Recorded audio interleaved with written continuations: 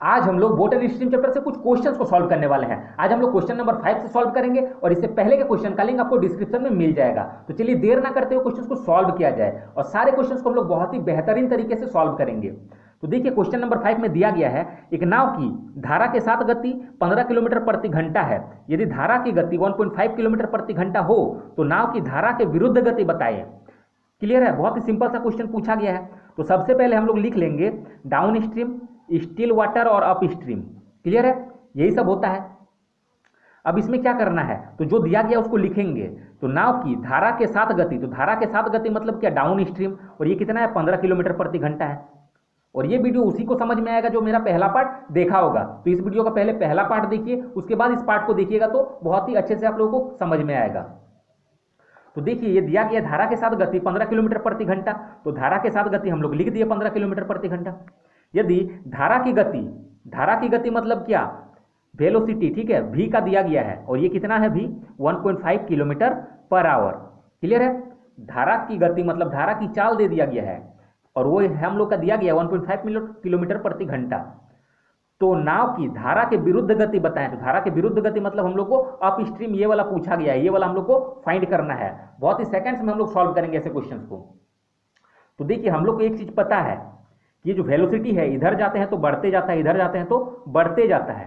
Clear है, इधर जाएंगे तो बढ़ेगा लेकिन इधर जाएंगे तो क्या होगा, घटेगा। वेलोसिटी क्या होता है, घटते जाता है इधर जाते हैं तो बस हम लोग को इसी का यूज करना है। तो हम लोग को ये वाला फाइंड करना है, तो इधर जाना पड़ेगा। तो जब इधर जाएंगे तो वेलोसिटी को माइनस करते जाएंगे। तो 15 है, वेलोसिटी कितना है 1.5 है, तो माइनस कितना हो जाएगा 1.5।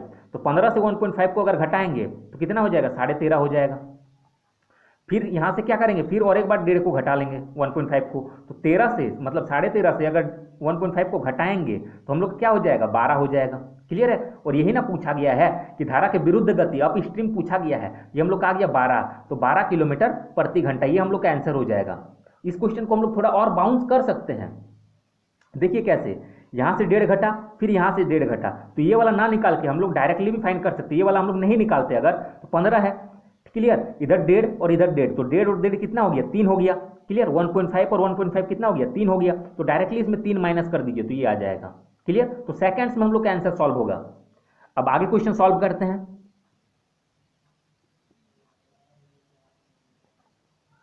क्वेश्चन नंबर 6 देखिए, ये क्वेश्चन नंबर 5 के जैसे ही सॉल्व होगा। इसमें दिया गया है, एक नाव की धारा के साथ गति 12 किलोमीटर प्रति घंटा है। यदि धारा की गति 4 किलोमीटर प्रति घंटा हो तो शांत जल में नाव की चाल बताएं। क्लियर है, इसमें शांत जल में नाव की चाल पूछा गया है। तो हम लोग पहले लिख लेंगे डाउन स्ट्रीम, स्टिल वाटर और अप स्ट्रीम। क्लियर है, अब इसमें दिया क्या है उसको लिखना है। तो एक नाव की धारा के साथ गति 12 किलोमीटर प्रति घंटा है, तो धारा के साथ गति इसका मतलब क्या, डाउन स्ट्रीम हम लोग को दिया गया है। तो डाउन स्ट्रीम कितना है 12 किलोमीटर प्रति घंटा। यदि धारा की गति 4 किलोमीटर प्रति घंटा हो तो धारा की गति मतलब क्या, हम लोग को वेलोसिटी दे दिया गया है। क्लियर है, और वो कितना है 4 किलोमीटर प्रति घंटा, इतना हम लोग को दिया गया है क्वेश्चन में। अब पूछा गया है तो शांत जल में नाव की चाल बताएं। तो शांत जल ये वाला है, स्टिल वाटर, ये वाला हम लोग को फाइंड करना है। तो देखिए जब हम लोग इस डायरेक्शन में जाते हैं तो क्या होता है, वेलोसिटी बढ़ता है, वेलोसिटी बढ़ता है। क्लियर है, लेकिन जब हम लोग इस डायरेक्शन में जाएंगे, ये सब भी है, यू मत समझ लीजिएगा, लेकिन ये यू है अप स्ट्रीम। अब देखिए इधर जब हम लोग जाएंगे, इस डायरेक्शन में हम लोग जाएंगे ऊपर की ओर, नदी के ऊपर की ओर अगर जाएंगे, ऐसे सोच लीजिए कि नदी का फ्लो इस साइड में है, ठीक है, नदी का बहाव जो है इस साइड में है। तो इधर जाएंगे तो स्पीड बढ़ेगा और इधर जाएंगे तो स्पीड घटेगा। तो वेलोसिटी क्या होगा, घटेगा। तो कितना घटेगा, वेलोसिटी हम लोग का 4 दे दिया गया है, तो 12 में से 4 को घटा देंगे, वेलोसिटी कितना है, वेलोसिटी की जगह पे 4 होगा।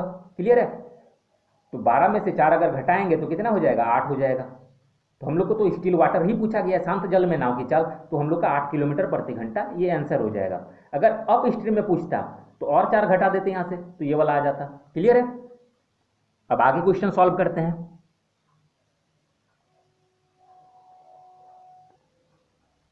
क्वेश्चन नंबर 7 देखिए, इसमें पूछा गया है, एक नाव की धारा की दिशा में कुछ दूरी 3 घंटे में तय करता है तथा धारा के विरुद्ध उतनी ही दूरी 7 घंटे में तय करता है। यदि शांत जल में नाव की गति 5 किलोमीटर प्रति घंटा हो तो धारा की गति बताएं। बहुत ही सिंपल सा क्वेश्चन है, सेकंड्स में सॉल्व होगा।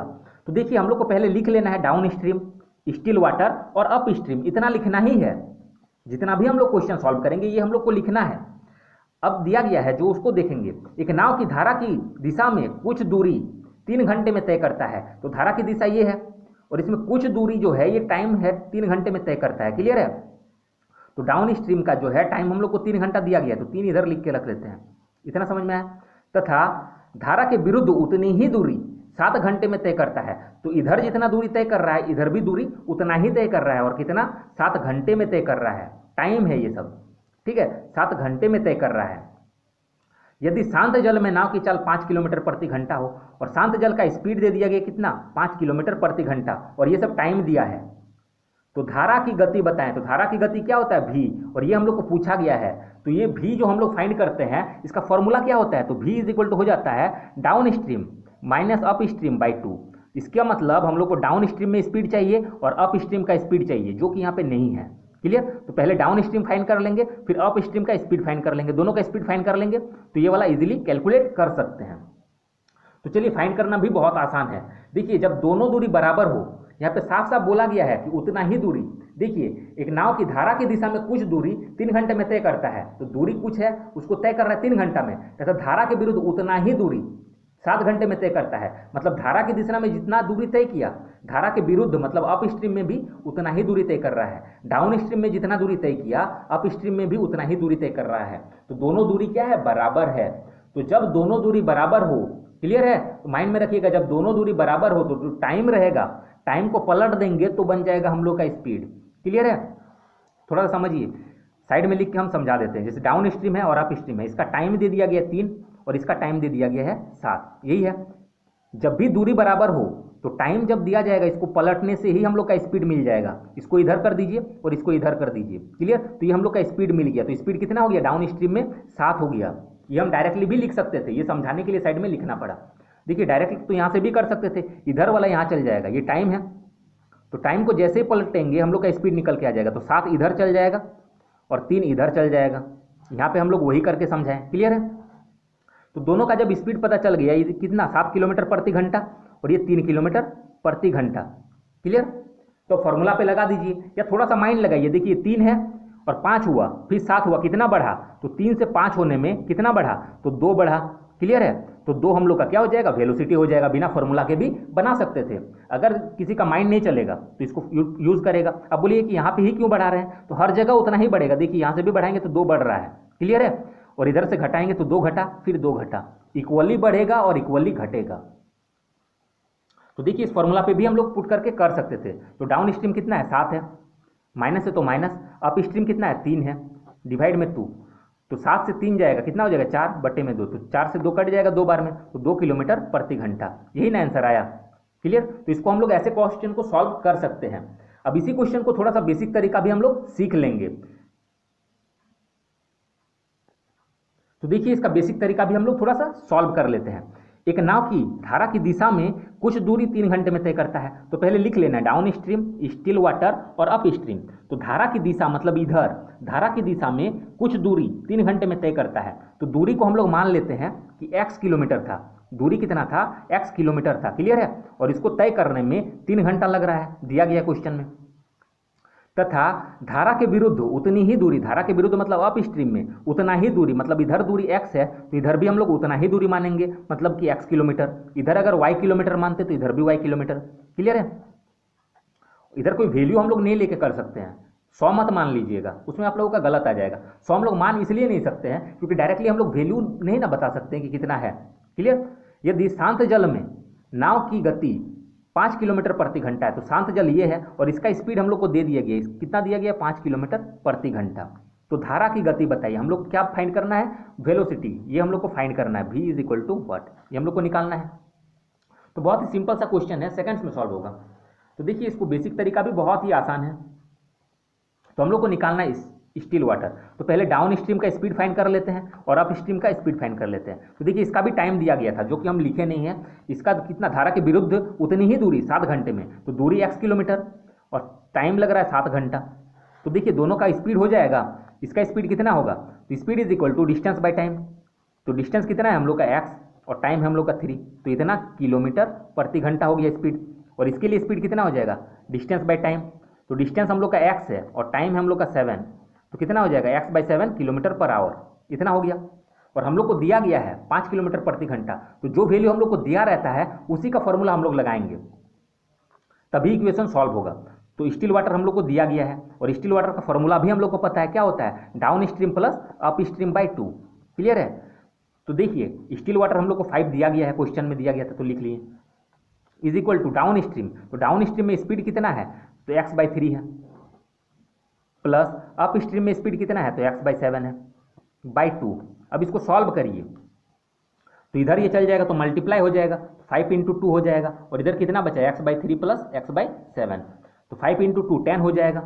अब इसका एलसीएम निकालेंगे तो 21, अब 3 7 जा 21 मतलब 7x हो जाएगा, और इधर 7 3 जा मतलब 3x हो जाएगा इधर।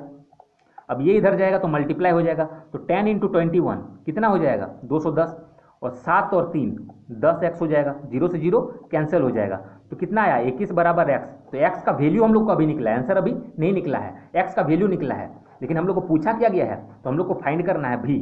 ठीक है, तो हम लोग को फाइंड करना है v, तो v के लिए फॉर्मूला हो जाता है डाउन स्ट्रीम और अप स्ट्रीम बाई 2। तो डाउन स्ट्रीम हम लोग अब इजीली निकाल सकते हैं, कैसे निकाल सकते हैं, इसका स्पीड देखिए, x का वैल्यू हम लोग को निकल के आ गया, x का वैल्यू हम लोग का 21 आया, तो x का वैल्यू हम लोग यहाँ पुट कर देंगे, यहाँ पे जो है x का वैल्यू पुट करेंगे, तो पुट करिए तो 21/3 हो जाएगा, तो 3 का पहाड़ा में ये 7 बार में, मतलब 7 kilometre per hour down stream का स्पीड आ गया, और अप स्ट्रीम का स्पीड भी आ जाएगा। इसके जगह x का वैल्यू पुट करिए तो 21/7, तो 7 3 जा 21, तो 3 किलोमीटर पर आवर।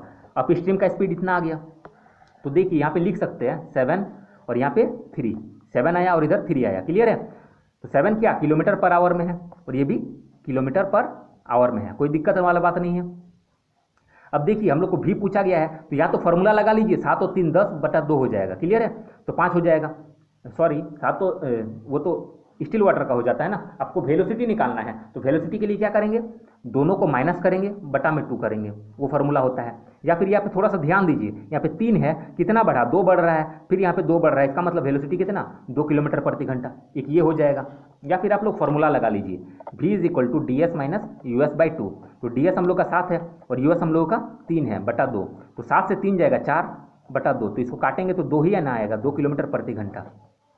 तो ये तरीका भी आप लोगों को जानना जरूरी है, ये मत देखिए कि थोड़ा सा बड़ा बन रहा है, ये बेसिक तरीका भी आप लोग अगर जानिएगा तो ही आप लोग का चैप्टर क्लियर हो पाएगा।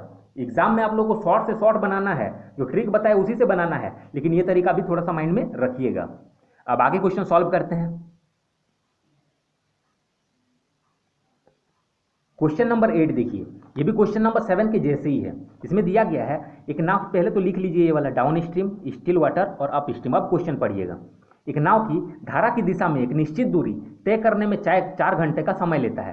क्लियर है, तो तय करने में 4 घंटे का समय लेता है। पहले हम लोग ट्रिक से सॉल्व करेंगे, तो इधर टाइम कितना ले रहा है, 4 घंटा ले रहा है। क्लियर है, धारा के साथ, तो धारा की दिशा में 4 घंटा ले रहा है, और बोला गया है जबकि उतना ही दूरी धारा के विपरीत दिशा में तय करने में 8 घंटा लेता है। तो इधर कितना ले रहा है, विपरीत दिशा में 8 घंटा ले रहा है, और उतना ही दूरी बोला गया है। इसका मतलब क्या, इधर जितना दूरी है, मतलब डाउन स्ट्रीम का दूरी और अप स्ट्रीम का दूरी बराबर दिया गया है, ठीक है, इक्वल है। तो हम बताए हैं कि जब दूरी बराबर हो तो स्पीड क्या हो जाएगा, टाइम को पलटने से ही हम लोग का स्पीड मिल जाएगा। तो टाइम इधर 8 इधर आ जाएगा, क्लियर है, और ये वाला 4 इधर चल जाएगा। क्लियर, तो दोनों का स्पीड हम लोग का फट से निकल के आ गया। तो पूछा गया है यदि धारा की चाल 2 किलोमीटर प्रति घंटा है, हम लोग को भी दे दिया गया है 2 किलोमीटर प्रति घंटा, तो नाव की चाल बताएं। तो नाव की चाल यहाँ पे थोड़ा सा मिसप्रिंट हुआ है, नाव की शांत जल में चाल ऐसा पूछना चाहिए था, ठीक है। तो नाव की शांत जल में चाल यहाँ पे आप लोग करेक्ट कर लीजिएगा, शांत जल में चाल पूछा गया है, तो ये हम लोग को फाइंड करना है। तो बहुत ही बेसिक सा है। तो देखिए still water is equal to क्या होगा, ds + us/2।